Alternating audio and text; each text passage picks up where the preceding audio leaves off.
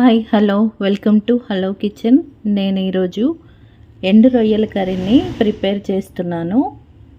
వీటిని అయితే నీట్గా ఇలా తీసుకొని ఉంచుకున్నాను. చూడండి, వీటిని ఇలా తీసుకొని పక్కన పెట్టుకున్నాను. వీటి కోసం కావాల్సినవి కూడా నేనైతే రెడీ చేసుకున్నాను. ఒక 3 ఆనియన్స్, నేనైతే దీన్ని టమాటోతో ప్రిపేర్ చేస్తున్నాను. ఒక 3 టమాటోస్, అలాగే పచ్చిమిర్చి, కరివేపాకు, కొత్తిమీర ఇవన్నీ శుభ్రంగా కడిగిన తర్వాత వీటిని అయితే ఇలా కట్ చేసి ఉంచుకున్నాను. దీన్ని ఇప్పుడు ఎలా ప్రిపేర్ చేయాలో చూపిస్తాను.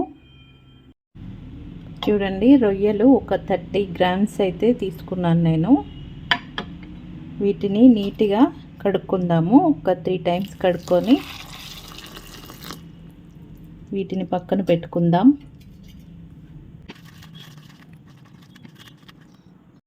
చూడండి, ఒక 3 సార్లు వీటిని అయితే బాగా కడుక్కున్నాను. దీని తర్వాత ఇప్పుడు ప్యాన్ పెట్టి కర్రీని ప్రిపేర్ చేసుకుందాం. చూడండి, ప్యాన్ పెట్టుకున్నాను. దీంట్లో కర్రీకి కావలసిన ఆయిల్ వేసుకుంటున్నాను. చూడండి, ఆయిల్ వేడెక్కింది. ఇప్పుడు నేను కడిగి పెట్టుకున్న ఈ ఎండు రొయ్యల్ని దీంట్లో వేస్తున్నాను.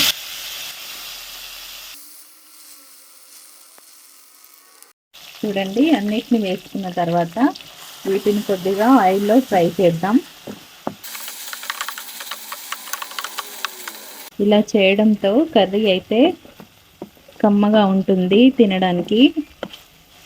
ఎవరైనా కూడా ఇష్టంగా తింటారు. ఒకసారి ఇలా ట్రై చేసి చూడండి.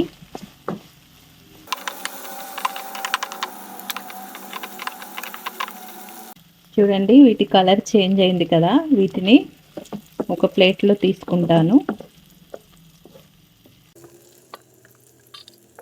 చూడండి, దీంట్లోకి కొంచెం ఆయిల్ వేసుకొని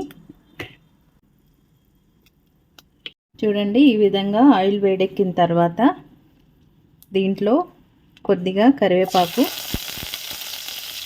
పచ్చిమిర్చి, కొద్దిగా కొత్తిమీర వేసుకున్నాను. కరివేపాకు, పచ్చిమిర్చి, కొత్తిమీర వేసుకున్న తర్వాత దీంట్లో ఆనియన్స్ కూడా వేసుకుంటున్నాను.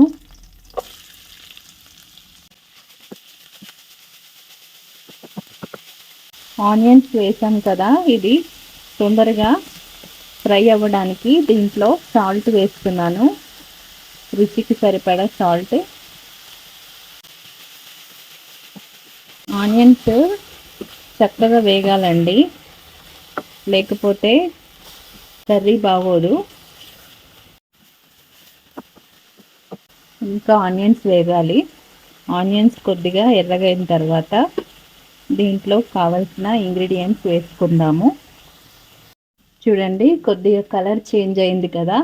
దీంట్లో పసుపు వేసుకుంటున్నా. కస్తూరి మెంతి అండి, ఇది మీ దగ్గర ఉంటే వేసుకోండి, ఆప్షనల్. నేనైతే వేస్తున్నా. ఇది వేయడం ద్వారా మంచి స్మెల్ అయితే కర్రీకి వస్తుంది.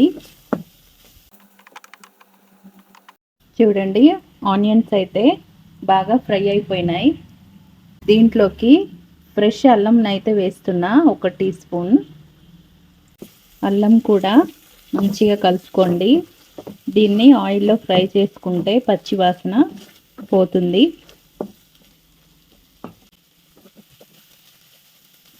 చూడండి, ఈ విధంగా ఫ్రై అయిన తర్వాత దీంట్లోకి కొంచెం గరం మసాలా వేస్తున్నాను, ధనియా పౌడర్, కొంచెం జీలకర్ర పౌడర్. మీ రుచికి సరిపడా కారం వేసుకోండి. నేను 2 స్పూన్ల కారం వేస్తున్నా. కలుపుకున్న తర్వాత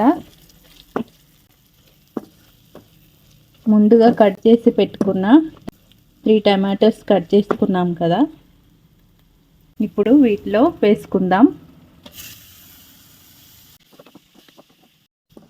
చూడండి, ఇలా బాగా కలుపుకున్న తర్వాత దీంట్లో కొన్ని వాటర్ వేసి ఉడికించుకుందాం. చూడండి, టమాటో వేసుకున్న తర్వాత ఒక 2 మినిట్స్ దీన్ని ఇలా వదిలేద్దాం. ఇది కొంచెం కుక్ అయిన తర్వాత దీంట్లో వాటర్ వేసి దీన్ని బాగా ఉడికిద్దాం. దీన్ని మూత పెట్టి కాసేపు 2 మినిట్స్ మగ్గించుకుందాం. ఒకసారి కర్రీని చూద్దాం. చూడండి, ఈ విధంగా ఆయిల్ వచ్చిన తర్వాత బయటికి దీన్ని ఒకసారి ఇలా బాగా కలుపుకున్న తర్వాత కలిపిన తర్వాత దీంట్లోకి కొన్ని అయితే వాటర్ వేస్తున్నా. ఇది అంత చిక్కగా ఉంటే బాగోదు. కొద్దిగా వాటర్ వేసిన తర్వాత ఒక 5 మినిట్స్ నేను దీన్ని కుక్ చేసుకున్నా. ఇప్పుడు చూద్దాం ఎలా ఉందో కర్రీ. చూడండి, బాగా కుక్ అయింది, బాగా ఉడికిపోయింది. చూడండి, అంతా టమాటో కూడా చాలా బాగా కుక్ అయింది. ఇప్పుడు మనం దీంట్లోకి ముందుగానే ఫ్రై చేసుకున్న ఈ ఎండు రొయ్యల్ని వేసుకుంటున్నాను. చూడండి, వీటిని బాగా ఇలా కలుపుకున్న తర్వాత స్టవ్ పైన మళ్ళీ ఒక 2 మినిట్స్ పెట్టి అప్పుడు బౌల్లోకి తీసుకోవడమే. ఇది చపాతీలోకైనా రైస్లోకైనా చాలా కమ్మగా బాగుంటుంది. ఒకసారి ట్రై చేసి చూడండి, నాకు కామెంట్ చేయండి.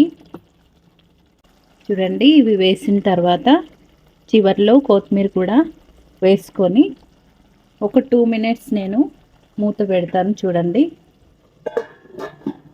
ఆ తర్వాత దీన్ని స్టవ్ ఆఫ్ చేసి బౌల్లోకి తీసుకోవడమే. 2 మినిట్స్ తర్వాత కర్రీ ఎలా ప్రిపేర్ అయిందో చూద్దాం. చూడండి, చాలా బాగా రెడీ అయిపోయింది. దీన్ని ఒకసారి మీరు ట్రై చేసి చూడండి, చాలా బాగుంటుంది. ఇది కనబడినంత తినడానికి కూడా అంతే కమ్మగా ఉంటుంది. కలర్ఫుల్గా ఉంది కదా, చపాతీలోకి రైస్లోకైనా సూపర్గా ఉంటుంది. ట్రై చేసి చూడండి.